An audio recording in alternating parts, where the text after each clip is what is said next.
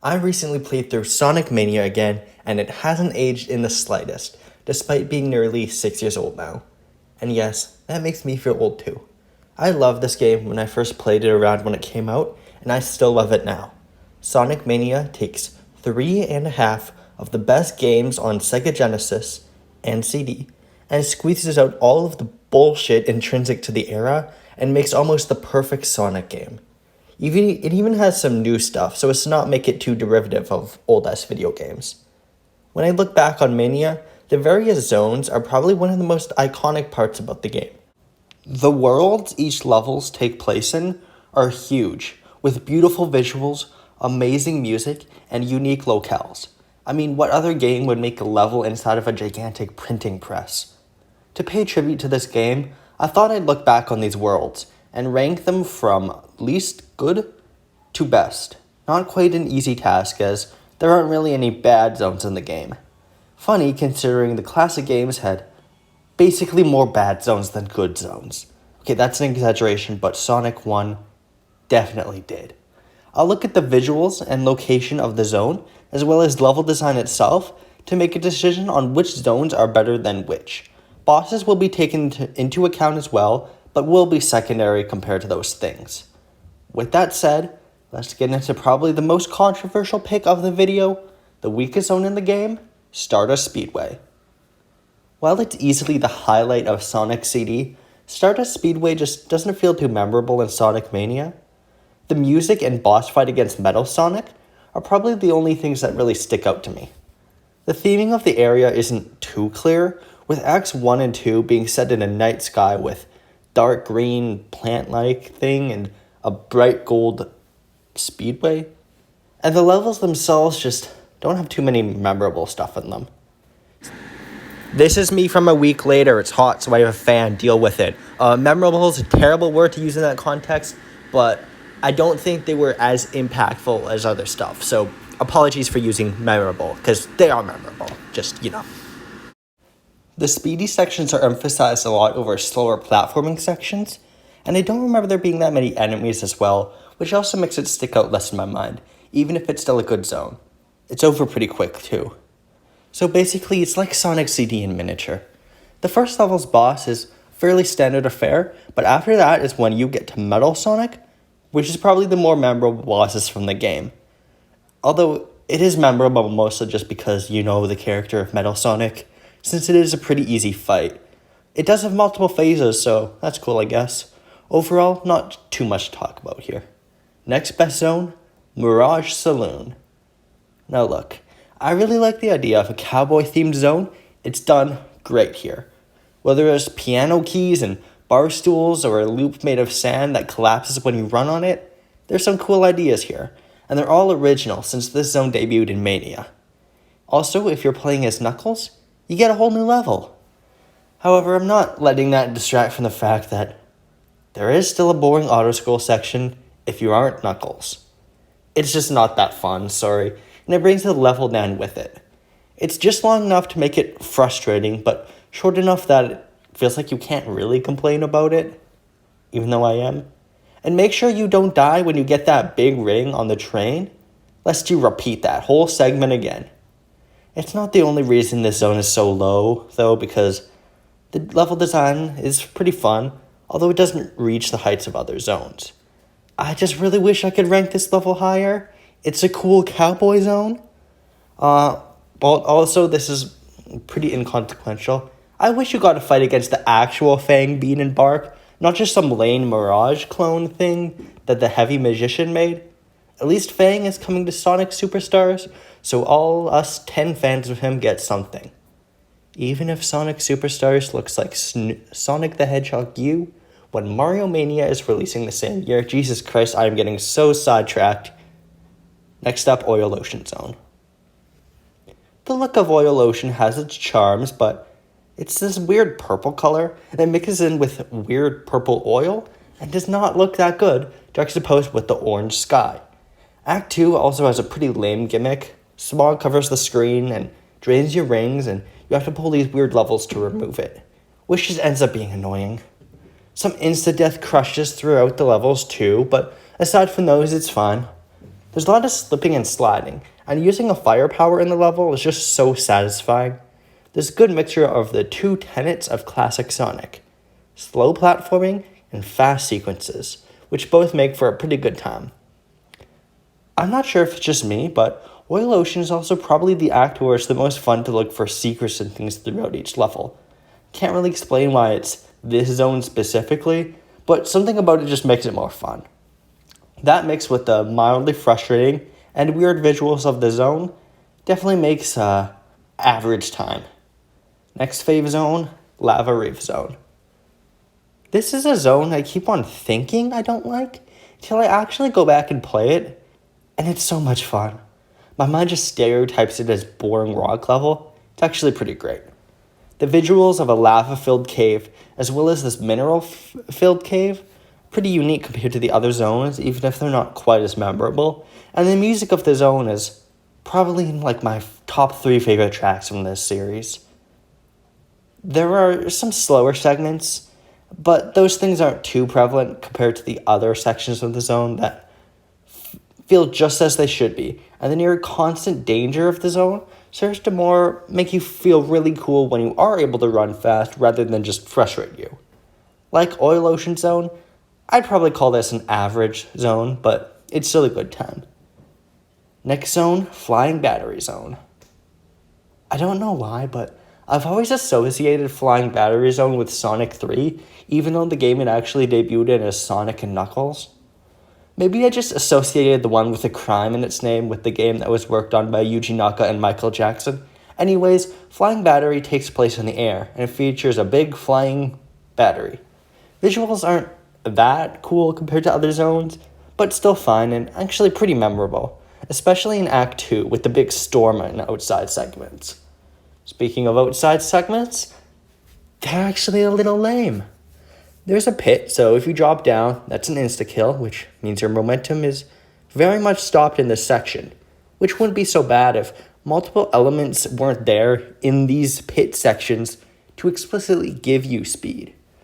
Every time I play, I also get this fire-up power and keep using it to make myself fly forward in a fireball, meaning that part just instantly kills me as I miss a platform.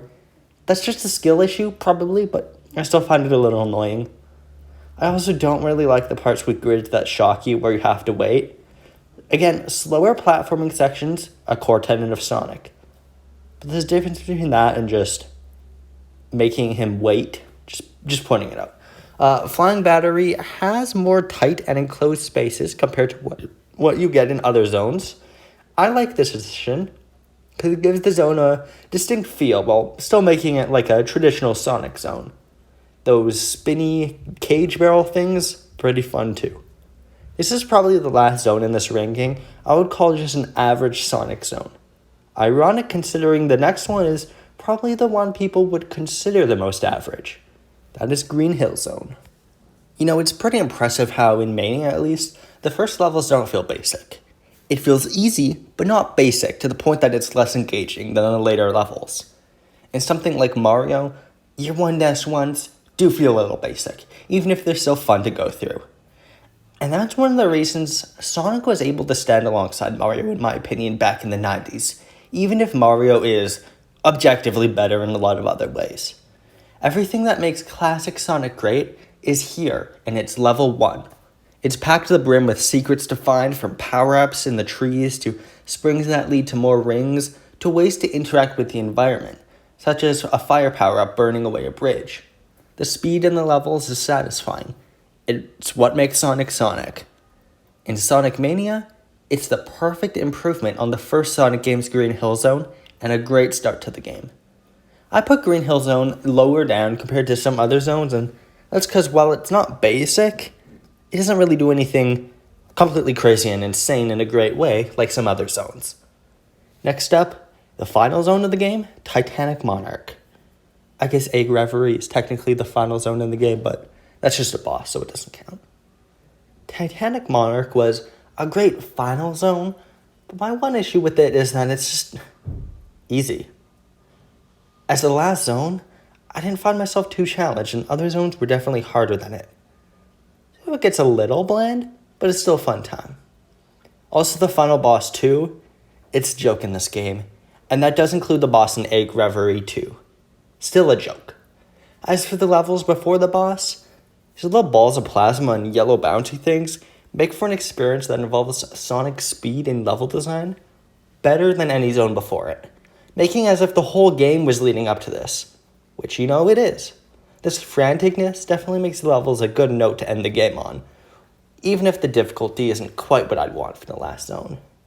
Now, it is worth noting that this time the classic Sonic games definitely established a distinct look for their final zones, and I appreciated how Titanic Monarch Zone decided to do their own thing. It doesn't really look like any previous zones that were the final zones in any classic Sonic games. It looks vast and just as evil as those other zones, but it's different. One example of what I mean by the traditional final zone look, Metallic Madness Zone from Sonic CD. So, the name Metallic Madness is very accurate. This zone is just insane. There's a segment where you shrink Eggman Raps, and it's all got this really bright green metallic aesthetic to it with a very bright blue background as well. This weird shade of gray and that blue background is definitely a Sonic CD-ism. It contributes to an uncanny vibe that fits it like a glove. This insane place is a pretty fun zone too, if a little frustrating at times with the volume of obstacles and insta-crushes. Probably my least favorite part of classic Sonic for real. There's also a part where you go into the background of a zone, which is fine, but I just ended up wanting to skip it each time I play. That's kind of boring. Like, why do platformers keep on thinking that's an original idea? This was Virtual Boy Wario Land's gimmick. Technically, Super Mario Bros. 3 did it in 1988. But anyways, there was some minor complaints in the face of an otherwise amazing and hectic zone, and it's one of the times where the weirdness of Sonic CD resulted in something great. Next zone I'll talk about, Chemical Plant Zone. While Green Hill Zone gets used in like every Sonic thing coming out, obviously, Chemical Plant Zone is also used as the second zone after it quite a few times, despite coming from a different game. It's the perfect introduction to some of the more difficult elements of Sonic games. With more complicated but not too difficult things, it's like dipping your toes in the water before going in too deep, and I think it's great for that. Or like the weird purple water. The infamous rising chemical water thing section, for example, is really fucking frustrating in a first playthrough, but after doing it like once or twice, it's not that hard. Once you get adjusted to the way the blocks move, that's a great teachable moment. And this level is quite masterable after learning all these little tricks. Act 2 starts introducing this bouncy goo stuff and really crazy loops, which are really fun as well. It could have benefited from being a little harder once you mastered it, but that just would have made a good zone better. Next up, Studiopolis Zone. Studiopolis is probably the Sonic Mania zone most people remember, for a good reason. It's absolutely chaotic and fast-paced, and makes great use of the studio aesthetic, with plenty of creative elements like a giant clipboard, references to an actual Sonic pop machine, or a boss themed around a news broadcast. Eggman having a studio is just a funny idea in general, but it almost like fleshes out his Eggman empire in a way, given that it establishes stuff like how TV shows are made. Since Casino or Carnival Night Zone, two really iconic zones, didn't make an appearance in this game, it almost feels like it replaces them. And it takes a lot of elements from them too as well, and has a cool theme. The look of the place is so cool too, with the bright blue and like the weird cream soda color in the back. Wait, fuck, I forgot Americans watch this, never mind the cream soda part. My only real complaint is that the Act 1 boss is a bit of a slog, despite how fast you move in the game, but it's not too bad. Anyways, next zone, Hydro City. Holy shit, they made a Sonic water level good. While water has been nothing but an annoyance in previous games, in Hydrocity, it's a feature. One that actually adds tension and makes for more precise platforming.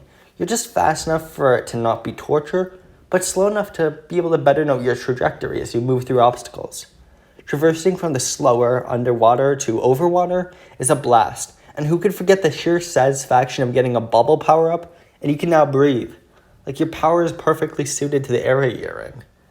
Since these water levels are pretty slow, however, they do have to find a way to balance it out, meaning the speedy sections are so fast as you blast through everything and go through a whole loop in like less than a second. That's why Hyde Ross Itty Zone is my second favorite in the entire game, but my all-time favorite, Press Garden Zone. I praise Studiopolis for its novel concept, taking place inside of a movie studio by Eggman. That praise applies even more to Press Garden Zone, a place inside a giant printing press used to make propaganda for Dr. Eggman. The zone's beauty is almost indescribable. I need to go here in real life somehow someday. Press Garden's visuals are a melting pot of old industrial age warehouse with futuristic otherworldly imagery and a winter wonderland thrown in for good measure. The zone is whimsical and cool and showcases the absolute apex of creativity this game can achieve. I could gush about this zone for hours because the amount of pure joy it inspires me is incredible. Act 2 sliding ice blocks, for example, are the perfect example of a mechanic that's super fun to use, but still require a lot of thinking from the player. Or Act 1's conveyor belts with pretty nice jiggle physics that have you constantly bouncing around. Overall, it's a really chill area too, no pun intended, especially with its music, because it's still a decent challenge, but feels very relaxing to play, almost take your mind off of things, especially breaking those boxes. Since this area has that old Victorian era vibes and gives you the feeling that maybe Eggman and his army are taking over some old building, there's a bit of environmental storytelling there, even if that's purely headcanon. It does kind of make me resent Eggman a bit more, that he just takes over a place as cool as this. Overall, the presence of the zone brings up Sonic Mania way higher. When I think about this game a bit later, I'm glad they introduced a new zone as great as this. It is astonishing the amount of quality and consistency in Sonic Mania zones compared to the middling, inconsistent quality of the classic trilogy and CD. That includes Sonic 3 and Knuckles. There's seriously some completely awful zones in these games, and by understanding in hindsight what did and did not work about those areas, Sonic Mania truly weeds out all those games' flaws. Makes a pretty much perfect Sonic game, only with a little bit of flaws. Even the so-called worst zone I talked about today was still incredible. Even if you take anything away from this video, take away the fact that Sonic Mania is just really fucking good. All I wanted to talk about here. So here's the Sonic Superstars being good, and oh man, I hope they use Press Garden Zone for something in the future. Thank you so much for watching, and I'll see you later. Also, when I called the zone game pretty much perfect, that excludes the 5 hours I spent stepping on balls. If I wanted to step in balls, I would just become a... I'm not going to finish that sentence.